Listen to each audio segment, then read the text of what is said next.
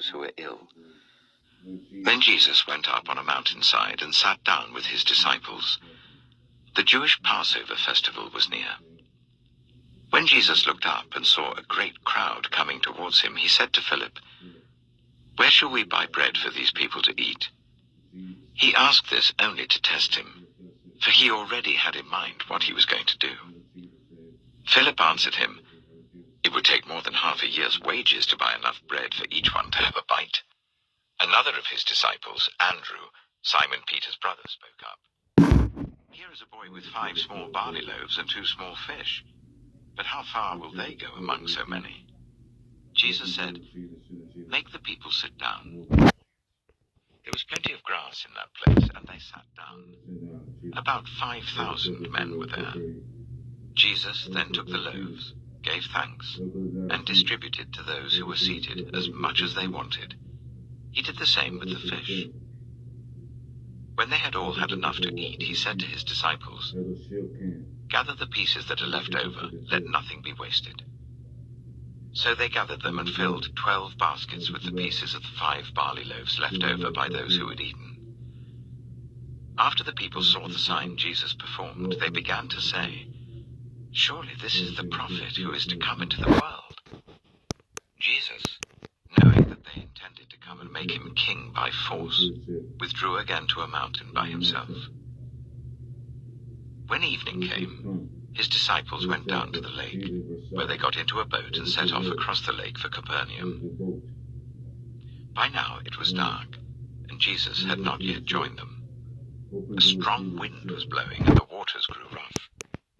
When they had rowed about 3 or 4 miles, they saw Jesus approaching the boat, walking on the water, and they were frightened. But he said to them, "It is I, don't be afraid." Then they were willing to take him into the boat, and immediately the boat reached the shore where they were heading. The next day, the crowd that had stayed on the opposite shore of the lake realized that only one boat had been there, and that Jesus had not entered it with his disciples, but that they had gone away alone. Then some boats from Tiberias landed near the place where the people had eaten the bread after the Lord had given thanks. Once the crowd realized that neither Jesus nor his disciples were there, they got into the boats and went to Capernaum in search of Jesus. When they found him on the other side of the lake, they asked him, "Rabbi, when did you get here?" Jesus answered, "Very truly I tell you, you are looking for me not because you saw the signs I performed, but because you ate the loaves and had your fill. Do not work for food that spoils, but for food that endures to eternal life, which the Son of Man will give you. For on him God the Father has placed his seal of approval." Then they asked him, "What must we do to do the works God requires?" Jesus answered, "The work of God is this, to believe in the one he has sent." So they asked him, "What sign then will you give that we may see it and believe you? What will you do? Our ancestors ate the manna in the wilderness, as it is written, he gave them bread from heaven to eat." Jesus said to them, "Very truly I tell you, it is not Moses who has given you the bread from heaven, but it is my Father who gives you the true bread from heaven. For the bread of God is the bread that comes down from heaven and gives life to the world." "Sir," they said, "always give us this bread." Then Jesus declared, "I am the bread of life. Whoever comes to me will never go hungry, and whoever believes in me will never be thirsty. But as I told you, you have seen me, and still you do not believe. All those the Father gives me will come to me, and whoever comes to me I will never drive away. For I have come down from heaven not to do my will, but to do the will of him who sent me. And this is the will of him who sent me, that I shall lose none of all those he has given me, but raise them up at the last day. For my Father's will is that everyone who looks to the Son and believes in him shall have eternal life, and I will raise them up at the last day." At this, the Jews there began to grumble about him because he said, I am the bread that came down from heaven." They said, "Is not this Jesus, the son of Joseph, whose father and mother we know? How can he now say, 'I came down from heaven'?" "Stop grumbling among yourselves," Jesus answered. "No one can come to me unless the Father who sent me draws them, and I will raise them up at the last day. It is written in the prophets, 'They will all be taught by God.' Everyone who has heard the Father and learned from him comes to me. No one has seen the Father except the one who is from God. Only he has seen the Father. Very truly I tell you, the one who believes has eternal life. I am the bread of life. Your ancestors ate the manna in the wilderness, yet they died. But here is the bread that comes down from heaven, which anyone may eat and not die. I am the living bread that came down from heaven. Whoever eats this bread will live forever. This bread is my flesh, which I will give for the life of the world." Then the Jews began to argue sharply among themselves, "How can this man give us his flesh to eat?" Jesus said to them, "Very truly I tell you, unless you eat the flesh of the Son of Man and drink his blood, you have no life in you. Whoever eats my flesh and drinks my blood has eternal life, and I will raise them up at the last day. For my flesh is real food, and my blood is real drink. Whoever eats my flesh and drinks my blood remains in me, and I in them.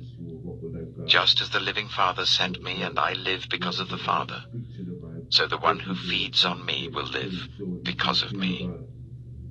This is the bread that came down from heaven. Your ancestors ate manna and died, but whoever feeds on this bread will live forever." He said this while teaching in the synagogue in Capernaum. On hearing it, many of his disciples said, "This is a hard teaching. Who can accept it?" Aware that his disciples were grumbling about this, Jesus said to them, "Does this offend you? Then what if you see the Son of Man ascend to where he was before? The Spirit gives life, the flesh counts for nothing. The words I have spoken to you, they are full of the Spirit and life. Yet there are some of you who do not believe." For Jesus had known from the beginning which of them didn't believe and who would betray him. He went on to say, "This is why I told you that no one can come to me unless the Father has enabled them." From this time, many of his disciples turned back and no longer followed him. "You do not want to leave too, do you?" Jesus asked the 12. Simon Peter answered, "Lord, to whom shall we go? You have the words of eternal life. We have come to believe and to know that you are the Holy One of God." Then Jesus replied, "Have I not chosen you, the 12? Yet one of you is a devil." He meant Judas, the son of Simon Iscariot, who, though one of the 12, was later to betray him. John chapter 7. After this, Jesus went around in Galilee. He did not want to go about in Judea, because the Jewish leaders there were looking for a way to kill him. But when the Jewish festival of Tabernacles was near, Jesus' brothers said to him, "Leave Galilee and go to Judea so that your disciples there may see the works you do. No one who wants to become a public figure acts in secret. Since you are doing these things, show yourself to the world." For even his own brothers didn't believe in him. Therefore Jesus told them, "My time is not yet here. For you, any time will do. The world cannot hate you, but it hates me because I testify that its works are evil. You go to the festival. I'm not going up to this festival because my time is not yet fully come." After he had said this, he stayed in Galilee. However, after his brothers had left for the festival, he went also, not publicly, but in secret. Now at the festival, the Jewish leaders were watching for Jesus and asking, "Where is he?" Among the crowds there was widespread whispering about him. Some said, "He is a good man." Others replied, "No, he deceives the people." But no one would say anything publicly about him for fear of the leaders. Not until halfway through the festival did Jesus go up to the temple courts and begin to teach. The Jews there were amazed and asked, "How did this man get such learning without having been taught?" Jesus answered, "My teaching is not my own. It comes from the one who sent me. Anyone who chooses to do the will of God will find out whether my teaching comes from God or whether I speak on my own. Whoever speaks on their own does so to gain personal glory.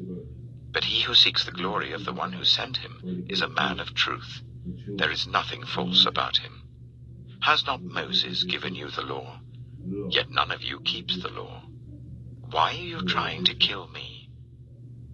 "You are demon-possessed," the crowd answered. "Who is trying to kill you?" Jesus said to them, "I did